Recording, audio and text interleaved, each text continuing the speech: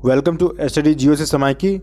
और आज हम लोग इस वीडियो के माध्यम से जितने भी प्रीवियस ईयर में बीपीएससी क्वेश्चन आ चुके हैं उसको हम लोग पूरा कवर करेंगे। तो इसी क्रम में आज का पहला वीडियो है प्राचीन भारत के इतिहास के संदर्भ में, तो और इसका पहला पार्ट भी है। तो इसलिए आप लोग चैनल को प्लीज़ लाइक कीजिएगा, सब्सक्राइब कीजिएगा और बेल आइकन को जरूर हिट कीजिएगा, जिससे होगा कि आगे आने वाले आपको प्रीवियस ईयर के क्वेश्चन यहाँ देखने को मिले। तो आज इसका पहला क्रम है, पार्ट 1 है, तो शुरू करते हैं। पहला प्रश्न है, भारत में पशुपालन एवं कृषि के प्राचीनतम साक्ष्य प्राप्त हुए हैं। ऑप्शन ए अंजीरा से, ऑप्शन बी दम सदात से, ऑप्शन सी किली गुल मोहम्मद से, ऑप्शन डी मेहरगढ़ से, ऑप्शन ई उपृत में से कोई नहीं, उपृत में से एक से अधिक। तो इसका उत्तर आप देख रहे हैं, एक का डी होगा, मेहरगढ़ से। तो इसका एक्सप्लेनेशन हम लोग देखते हैं यहाँ पे। भारतीय उपमहाद्वीप में पशुपालन एवं कृषि का प्रारंभिक स्थल मेहरगढ़ को माना जाता है, जो 7000 से 5500 ईसा पूर्व के मध्य मानव बसाव का क्षेत्र था। कुछ विद्वान मेहरगढ़ में पशुपालन का काल 8500 ईसा पूर्व मानते हैं। नवीनतम खोजों के आधार पर भारतीय उपमहाद्वीप में प्राचीनतम कृषि साक्ष्य वाला स्थल उत्तर प्रदेश के संत कबीर नगर जिले में स्थित लहुरा देव है। यहाँ से 7000 ईसा पूर्व से 9000 ईसा पूर्व के मध्य मानव के बसने तथा निश्चित तौर पर 6400 ईसा पूर्व के चावल के साक्ष्य प्राप्त हुए हैं। उल्लेखनीय है कि इस नवीनतम खोज के पूर्व भारतीय उपमहाद्वीप का प्राचीनतम कृषि साक्ष्य वाला स्थल मेहरगढ़ पाकिस्तान के बलूचिस्तान में स्थित। यहाँ से 7000 से 5500 ईसा पूर्व के गेहूं के साक्ष्य मिले हैं। इसके साथ ही चावल के साक्ष्य वाला स्थल कुलडीहुआ प्रयागराज जिले में बेलन नदी के तट पर स्थित है। यहाँ से 6500 ईसा पूर्व के चावल के भूसी के साक्ष्य मिले हैं माना जाता था। तो चलिए नेक्स्ट क्वेश्चन लेते हैं हम लोग।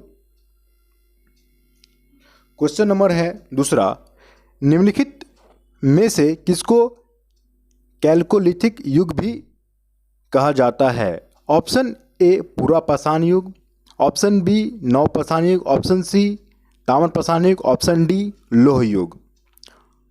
तो इसका उत्तर हो जाएगा ऑप्शन सी ताम्र पाषाण युग। चलिए इसको हम लोग एक्सप्लेनेशन देखते हैं इसका। ताम्र पाषाण युग को कैल्कोलिथिक युग भी कहा जाता है। जिन संस्कृतियों में तांबे के औजार के साथ ही पत्थर के बने हुए हैं उपकरणों का प्रचलन मिलता है, उन्हें प्रायः ताम्र पाषाणिक संस्कृतियां कहा जाता है। तो नेक्स्ट क्वेश्चन लेते हैं हम लोग। क्वेश्चन नंबर 3, हड़प्पा में मिट्टी के बर्तनों पर सामान्यतः किस रंग का उपयोग हुआ था। ऑप्शन ए लाल, ऑप्शन बी नीला हरा, ऑप्शन सी पांडु, ऑप्शन डी नीला। तो इसका उत्तर हो जाएगा, आप देख रहे हैं, ऑप्शन ए लाल रंग। तो चलिए इसका एक्सप्लेनेशन हम लोग देखते हैं।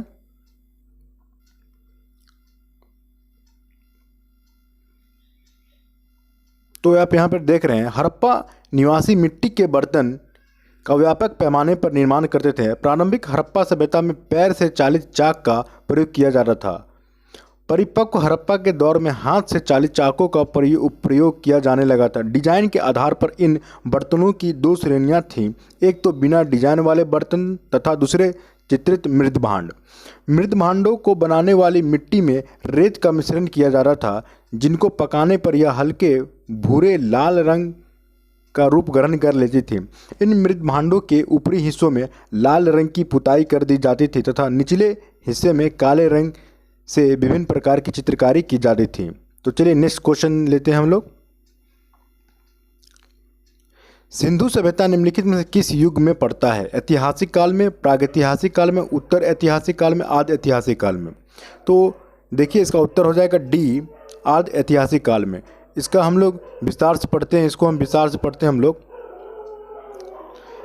ऐतिहासिक काल का निर्धारण पठनीय लेखन कला के ज्ञान के आधार पर किया जाता है। लेखन कला के ज्ञान से पहले का कालखंड प्रागैतिहासिक कालखंड होता था। भारतीय इतिहास में 2500 बीसी से 6000 बीसी का कालखंड आदि ऐतिहासिक माना जाता है। तो इसको ध्यान में रखिएगा, 2500 बीसी से 600 बीसी का कालखंड आदि ऐतिहासिक माना गया है।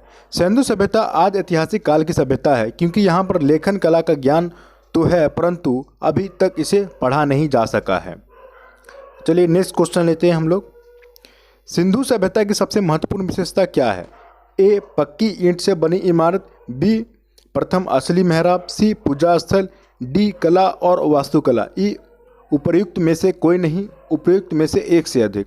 तो इसका उत्तर आप देख रहे हैं ऑप्शन ए होगा पक्की ईंट से बनी इमारत। तो सिंधु घाटी सभ्यता की प्रमुख विशेषता नगर नियोजन को माना जाता है। इसको ध्यान में रखिएगा, नगर नियोजन को माना जाता है। यहाँ नगर और कस्बे एक निश्चित योजना के अनुसार बनाए जाते थे, जैसे मन तैसे नहीं। आजकल के जैसे आप बहुत सा जगह पे देखते हैं कि जैसे मन तैसे घर यहाँ बना है तो वहाँ बना दिया जाता था। लेकिन अगर आप देख रहे हैं यहाँ नगर कस्बे एक निश्चित योजना के अनुसार बसाए जा रहे थे। पक्की ईंट से बनी इमारतों में मोहनजोदड़ो का विशाल स्नानागार एवं अन्नागार प्रमुख है। देखिए एग्जाम में ये भी पूछ लिया जाता है कि ये अन्नागार और स्नानागार कहाँ मिले थे, तो इसको ध्यान में रखिएगा, मोहनजोदड़ो। इनकी सतह की ईंटों की है, जिनकी सतह जो है पक्की ईंटों की है, जिसे जिप्सम तथा मोर्टार द्वारा जोड़ा गया था। इसको ध्यान में रखिएगा। नेक्स्ट क्वेश्चन लेते हैं हम लोग। निम्नलिखित में से कौन सा एक हड़प्पा का बंदरगाह है? Option A Sikandariya, option B Lothal, option C Mahasthangarh, option D Nagapattinam. तो इसका ऑप्शन हो जाएगा बी लोथल। हड़प्पा नगर लोथल गुजरात के अहमदाबाद जिले में भोगवा नदी के किनारे स्थित है। यहाँ की सर्वाधिक महत्वपूर्ण उपलब्धि हड़प्पाकालीन बंदरगाह है।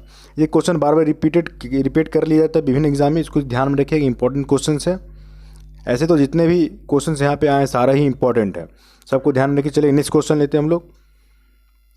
निम्नलिखित में से किस हड़प्पाकालीन स्थल से टेराकोटा का हल प्राप्त हुआ है? ए धौलावीरा, बी बनावली, सी कालीबंगा, डी लोथल। उपरोक्त में से कोई नहीं, उपरोक्त में से एक से अधिक। तो इसका उत्तर हो जाएगा ऑप्शन बी बनावली। तो इसका एक्सप्लेनेशन लोग देखते हैं। हरियाणा के फतेहाबाद जिले में स्थित बनावली से टेराकोटा का हल प्राप्त हुआ है। तो चलिए नेक्स्ट क्वेश्चन लेते हैं हम लोग। Question number 8। निम्नलिखित में से कौन हड़प्पा और मोहनजोदड़ो के उत्खनन से संबंधित नहीं थे? A R D Banerji, B K N Dikshit, C M S Vats, D V A Smith.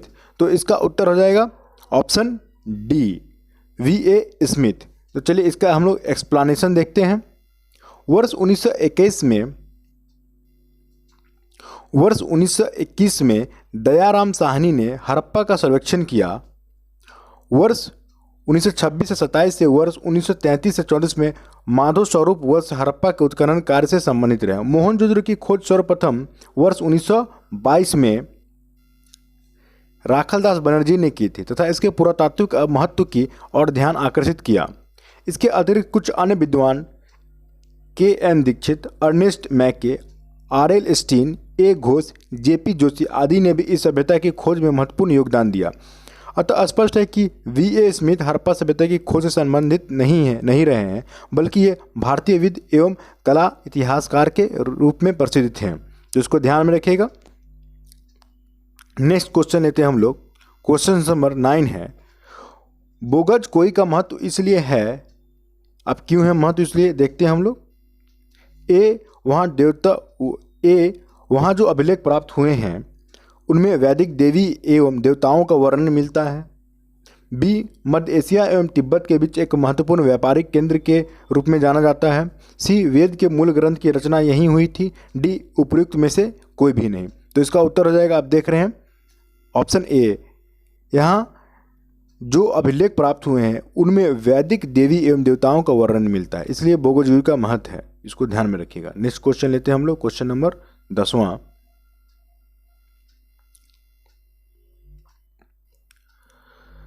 प्रसिद्ध 10 राजाओं का युद्ध किस नदी के तट पर लड़ा गया? ए गंगा, बी ब्रह्मपुत्र, सी कावेरी, डी परुसनी नदी के तट पर। तो इसका उत्तर आप देख रहे हैं ऑप्शन नंबर डी। तो एक्सप्लेनेशन देखते हैं। दसरा युद्ध 10 राजाओं का युद्ध परुसनी नदी वर्तमान में रावी नदी के तट पर लड़ा गया, जिसमें भारत के राजा सुदास ने 10 राजाओं के एक संघ को हराया। इस संघ में आर्यों के प्रमुख जन अनु, दुह, यदु, पुरु, तुवरसु तथा 5 लघु जनजातियों का समूह सम्मिलित था, जिनके पुरोहित विश्वामित्र थे।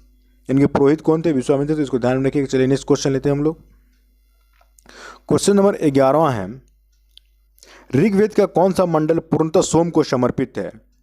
ए 7वां, बी 8वां, सी 9वां, डी 10वां। तो इसका उत्तर हो जाएगा, आप देख रहे हैं ऑप्शन नंबर सी 9वां मंडल है। तो ऋग्वेद में कुल 10 मंडल हैं। 9 मंडल के सभी 114 मंत्र सोम को समर्पित हैं। सोम आर्यों का मुख्य पेय था जिसे मुझवंत पर्वत से प्राप्त किया जाता है। ऋग्वेद के 10वें मंडल में चारों वर्णों की उत्पत्ति का उल्लेख है, इसको ध्यान में रखिएगा। और इसका जितना भी जैसे 8वां, 10वां, 9वां या 7वां मंडल, इसको याद कर लीजिएगा, बार बार क्वेश्चन रिपीट होता है। नेक्स्ट क्वेश्चन लेते हैं, ऋग्वेद संहिता का 9वां मंडल पूर्णतः किसको समर्पित है? ए इंद्र उनका हाथी, बी उर्वशी एवं स्वर्ग, सी पौधों और जड़ी बूटी संबंधित देवतागण, डी सोम और इस पेय का नामकृत देवता। तो देखिए ये क्वेश्चन फिर रिपीटेड है यहाँ पे, तो इसका ऑप्शन हो जाएगा डी। तो चलिए नेक्स्ट क्वेश्चन लेते हैं, गायत्री मंत्र किस पुस्तक में मिलता है?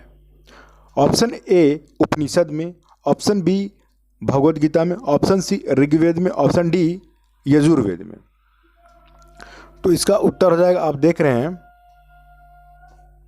सी ऋग्वेद में। तो गायत्री मंत्र ऋग्वेद में उल्लिखित है, इसके रचनाकार विश्वामित्र हैं। यह मंत्र ऋग्वेद के 3 मंडल में वर्णित है। एग्जाम में ये भी पूछ सकता है कि ऋग्वेद के कौन से मंडल में ऋग्वेद का वर्णन है, तो इसको ध्यान में रखिएगा 3 मंडल में। नेक्स्ट क्वेश्चन लेते हैं, महावीर स्वामी का जन्म कहाँ हुआ था? ए कुंडग्राम में, बी पाटलिपुत्रा में, सी मगध में, डी वैशाली में। तो इसका उत्तर हो जाएगा ए कुंडग्राम में। चलिए इसका एक्सप्लेनेशन हम लोग देखते हैं। महावीर स्वामी का जन्म कुंडग्राम या कुंडलपुर वैशाली के निकट लगभग 599 ईसा पूर्व में हुआ था। उनकी माता त्रिशला, उनकी माता का नाम याद रखिएगा त्रिशला, के वैशाली के लिच्छवी गणराज्य के प्रमुख चेटक की बहन थी तथा पिता सिद्धार्थ ज्ञात्रिक क्षत्रिय के संघ के प्रधान थे। उनके बड़े भाई नंदीवर्धन थे। कुछ प्राचीन संस्करण की एनसीईआरटी पुस्तकों में महावीर स्वामी का जन्म 540 ईसा पूर्व उद्धृत है। इसी आधार पर अनेक अन्य प्रकाशकों ने भी यही जन्मतिथि अपने पुस्तक में अंकित कर दिया है, जिससे भ्रम की स्थिति उत्पन्न हुई। महावीर स्वामी की सही जन्मतिथि 599 ईसा पूर्व ही उचित है, क्योंकि महावीर स्वामी महात्मा बुद्ध के पहले के काल के हैं। महात्मा बुद्ध का जन्म 563 ईसा पूर्व है। एनसीईआरटी के नवीन संस्करणों में अब भी महावीर स्वामी का जन्म 599 ईसा पूर्व प्रकाशित हो चुका है, उसको ध्यान में रखिएगा, 599 ईसा पूर्व। चलिए हम लोग नेक्स्ट क्वेश्चन लेते हैं, महावीर जैन की मृत्यु निम्नलिखित में से किस नगर में हुई? तो देखिए मृत्यु और जन्म पूछ लिया जा रहा है बार बार, इसको ध्यान में रखिएगा। तो इसका option A Rajgir, option B Sanchi, option C Pawapuri, option D Samastipur. तो इसका उत्तर हो जाएगा option number C. Mahavir Swami का जन्म 599 ईसा पूर्व में वैशाली के निकट कुंडग्राम में हुआ था। उनके पिता सिद्धार्थ ज्ञात्रिक क्षत्रिय के संघ के प्रधान थे, जो वज्जी संघ का एक प्रमुख सदस्य थे। 527 ईसा पूर्व के लगभग 72 वर्ष की आयु में राजगिरी के समीप स्थित पावापुरी नामक स्थान में उन्होंने शरीर त्याग दिया।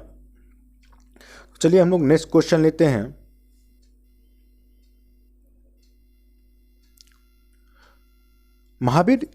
भगवान महावीर का प्रथम शिष्य था ए जामिल, बी युसुद, सी विपिन, डी प्रभास। तो इसका उत्तर हो जाएगा ऑप्शन नंबर ए जामिल। भगवान महावीर का जन्म क्षत्रिय वंश में सिद्धार्थ के यहाँ 599 ईसा पूर्व में हुआ था। उनकी माता के नाम यशोदा था। उनसे प्रियदर्शना नामक एक पुत्री उत्पन्न हुई। उस पुत्री का विवाह जामिल नाम के क्षत्रिय से हुआ था, जो बाद में महावीर स्वामी का अनुयायी बन गया। यह उनका प्रथम शिष्य था। जामिल ने बाद में महावीर का विरोध किया और बहुरतवाद नामक एक संप्रदाय की शुरुआत की। तो इसको ध्यान में रखिएगा, बहुरतवाद किसने शुरुआत की थी संप्रदाय की? तो जामिल ने की थी। तो 11 अन्य प्रधान शिष्य जिन्हें गंधर कहा जाता है निम्न प्रकार थे। इंद्रभूति, अग्निभूति, वायुभूति तीनों भाई थे। आर्यव्यक्त, सुधर्मन, मंडिक पुत्र, मौर्यपुत्र, अकम्पित, अचल, मैत्रेय और प्रभास। तो नेक्स्ट क्वेश्चन लेते हैं हम लोग, क्वेश्चन नंबर 17। निम्नलिखित में से कौन सबसे पूर्वकालिक जैन ग्रंथ कहलाया?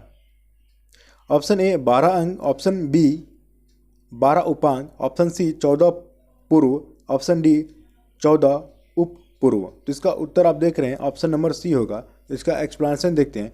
14 पूर्व प्राचीनतम जैन ग्रंथ अंतिम नंद राजा के समय में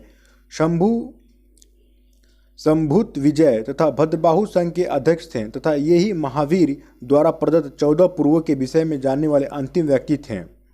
12 अंग में जैन सिद्धांतों का संकलन प्रथम जैन सभा में किया गया था। इसको ध्यान में रखिएगा। नेक्स्ट क्वेश्चन लेते हैं हम लोग। महात्मा बुद्ध ने अपना पहला धर्म चक्र परिवर्तन किस स्थान पर दिया था? ए लुम्बिनी, बी सारनाथ, सी पाटलिपुत्र, डी वैशाली। तो इसका उत्तर हो जाएगा ऑप्शन बी सारनाथ में। तो इसका एक्सप्लेनेशन देखते हैं हम लोग। 6 वर्षों की साधना के पश्चात 35 वर्ष की अवस्था में वैशाख पूर्णिमा की रात्रि को एक पीपल वृक्ष के नीचे गौतम बुद्ध को ज्ञान प्राप्त हुआ। ज्ञान प्राप्ति के बाद ही वे बुद्ध कहलाए। ज्ञान प्राप्ति के पश्चात गौतम बुद्ध ने अपने मत का प्रचार प्रारंभ किया। उरुबेला से वे सबसे पहले ऋषिपत्तनम वर्तमान में सारनाथ आए। यहाँ उन्होंने 5 ब्राह्मण सन्यासियों को पहला उपदेश दिया। इस उपदेश को धर्म चक्र परिवर्तन कहा गया। यह उपदेश दुख के कारणों, दुख का अंत, उनके समाधान से संबंधित थे। ये 4 आर्य सत्य भी, इसे 4 आर्य सत्य भी कहा जाता है। तो इसको ध्यान में रखिएगा। चलिए नेक्स्ट क्वेश्चन लेते हैं हम लोग। महात्मा बुद्ध का महापरिनिर्वाण कहाँ हुआ? ए लुम्बिनी में, बी बोधगया में, सी कुशीनगर में, डी कपिलवस्तु में। तो इसका उत्तर हो जाएगा ऑप्शन नंबर सी। चलिए इसका एक्सप्लेनेशन हम लोग देखते हैं। महात्मा बुद्ध ने अपना पहला उपदेश सारनाथ में दिया। उसके पश्चात वे बौद्ध धर्म के प्रचार के लिए कपिलवस्तु, राजगृह, वैशाली तथा कौशल राज्य गए। सबसे अधिक बौद्ध धर्म का प्रचार कौशल राज्य में हुआ। कौशल नरेश प्रसेनजीत ने भी अपने परिवार के साथ बुद्ध की शिष्यता ग्रहण की थी। अपना प्रचार करते हुए मल्लों की राजधानी पावा पहुँचे। यहाँ वे चुंद नामक लुहार की आम्र वाटिका में ठहरे। उसने बुद्ध को शुकर मद्दो को खाने को दिया। इससे उन्हें रक्तातिसार हो गया और भयानक पीड़ा उत्पन्न हुई। इस वेदना के बाद वे भी कुशीनगर मल्ल गणराज्य की राजधानी पहुँचे। यहीं 483 ईसा पूर्व में 80 वर्ष की अवस्था में उन्होंने शरीर त्याग दिया। बौद्ध ग्रंथों में इसे महापरिनिर्वाण कहा जाता है। इसको ध्यान में रखिएगा। नेक्स्ट क्वेश्चन लेते हैं। त्रिपिटक किसकी धार्मिक पुस्तक है? ए जैन, बी हिंदू, सी पारसी, डी बौद्ध। ऑप्शन ई उपयुक्त में से कोई नहीं, उपयुक्त में से एक से अधिक। तो इसका उत्तर हो जाएगा ऑप्शन डी बौद्ध। तो त्रिपिटक बौद्ध धर्म ग्रंथों में सर्वाधिक महत्वपूर्ण है। बुद्ध की मृत्यु के बाद उनकी शिक्षाओं को संकलित कर 3 भागों में बांटा गया। इन्हीं को ही त्रिपिटक कहते हैं। विनय पिटक संघ संबंधी नियम तथा आचार की शिक्षाएं, सूत पिटक महात्मा बुद्ध के वचन तथा तीसरा अभिधम पिटक दार्शनिक सिद्धांत। इसको ध्यान से याद कर लीजिएगा, ठीक है। नेक्स्ट क्वेश्चन लेते हैं हम लोग। निम्नलिखित में से कौन सी बात बौद्ध धर्म तथा जैन धर्म में समान नहीं है? ए अहिंसा, बी वेदों के प्रति उदासीनता, सी आत्मदमन, डी रीति व रिवाजों की अस्वीकृति। तो इसका उत्तर हो जाएगा आत्मदमन। तो इसका एक्सप्लेनेशन देखते हैं हम लोग। गौतम बुद्ध ने मध्यम मार्ग का उपदेश दिया। तो इसको ध्यान में रखिएगा। वे मोक्ष के लिए कठोर साधना एवं काया क्लेश में विश्वास नहीं करते थे। इसके विपरीत महावीर स्वामी ने मोक्ष प्राप्ति के लिए घोर तपस्या तथा शरीर त्याग का आवश्यक बताया था। तो यही अंतर है उन दोनों में। नेक्स्ट क्वेश्चन लेते हैं। बौद्ध गया में बौद्ध वृक्ष अपने वंश की किस पीढ़ी का है? ऑप्शन ए तृतीय, ऑप्शन बी चतुर्थ, ऑप्शन सी पंचम, ऑप्शन डी षष्ठम। तो इसका उत्तर हो जाएगा ऑप्शन सी पंचम। तो इसका एक्सप्लेनेशन हम लोग देखते हैं। महाबोधि मंदिर स्थित वर्तमान बोधि वृक्ष वह नहीं है जिसके नीचे बैठकर महात्मा बुद्ध ने ज्ञान प्राप्त किया था। वैन सैंग के अनुसार उस मूल वृक्ष को 7वीं सदी में सम्राट शशांक ने नष्ट कर दिया था। इसके बाद इस स्थान पर दो और वृक्ष रोपित हुए और नष्ट हुए। वर्तमान वृक्ष जिसे हम देख रहे हैं वह 5वीं पीढ़ी का वृक्ष है, जिसे अलेक्जेंडर कनिंघम ने लगवाया था। यह वृक्ष पूरी तरह संरक्षित है और केवल इससे गिरी हुई पत्तियों को ही चुनने एवं उठाने का अधिकार है। एक अन्य तथ्य के अनुसार यह वृक्ष क्रमशः 2 बार सम्राट अशोक, 1 बार पुष्यमित्र शुंग, 1 बार पुरुवर्मा तथा अंत में कनिंघम द्वारा लगवाया गया। अतः यह 6ठी पीढ़ी का वृक्ष है। बिहार सरकार का पर्यटन विभाग की वेबसाइट पर इसे 5वीं पीढ़ी का बताया गया है। तथ्यों में विवाद होने के कारण बिहार लोक सेवा आयोग ने इस प्रश्न को मूल्यांकन को बाहर कर दिया था। इसको ध्यान में रखिएगा, इसको अच्छे शोर से पढ़िएगा इसको। चलिए नेक्स्ट क्वेश्चन लेते हैं हम लोग। क्वेश्चन नंबर 23, बराबर की गुफाओं का उपयोग किसने आश्रय गृह के रूप में किया? ए आजीविकों ने, बी थारुओं ने, सी जैनों ने, डी तांत्रिकों ने। तो इसका उत्तर हो जाएगा ऑप्शन ए, मौर्य युग में परियुक्त गुफाओं को काटकर निवास स्थान बनाने की कला का पूर्ण विकास हुआ। अशोक तथा उसके पुत्र दशरथ के समय में बराबर तथा नागार्जुनी पहाड़ी को काटकर आजीविकों के लिए आवास बनाए गए थे। अशोक के समय बराबर पहाड़ी की गुफा में सुदामा की गुफा तथा कर्ण चौपर नामक गुफा सर्व प्रसिद्ध है। इसको ध्यान में रखिएगा। ये जो गया में है, गया से नज़दीक है ये बराबर की गुफा। तो अगर कभी मौका मिले तो जाके जरूर देखिएगा, बहुत ही अच्छा पर्यटन स्थल है। तो नेक्स्ट क्वेश्चन लेते हैं हम लोग। आजीवक संप्रदाय के संस्थापक थे आनंद, राहुलोभद्र, मक्खाली गोसाल, डी उपाली। तो इसका उत्तर हो जाएगा ऑप्शन सी, मक्खाली गोसाल। तो मक्खाली गोसाल प्रारंभ में महावीर के शिष्य थे, किंतु बाद में मतभेद के चलते इन्होंने महावीर की शिष्यता त्याग कर आजीवक नामक स्वतंत्र संप्रदाय की स्थापना की। इनका मत नियतिवाद कहा गया, जिसके अनुसार संसार की प्रत्येक वस्तु भाग्य द्वारा पूर्व नियंत्रित एवं संचालित होती हैं। नेक्स्ट क्वेश्चन लेते हैं। पाटलिपुत्र के संस्थापक थे ए उदयन, बी अशोक, सी बिंबिसार, डी महापद्मानंद। तो इसका उत्तर हो जाएगा ऑप्शन ए उदयन। पाटलिपुत्र की स्थापना अजातशत्रु के उत्तराधिकारी उदयन ने गंगा और सोन नदी के संगम पर एक किला बनाकर की थी। इसने मगध साम्राज्य की राजधानी राजगृह से पाटलिपुत्र स्थानांतरित की। यह नगर शिशुनाग वंश, नंद वंश और मौर्य वंश की राजधानी रही। जिसको ध्यान में रखें।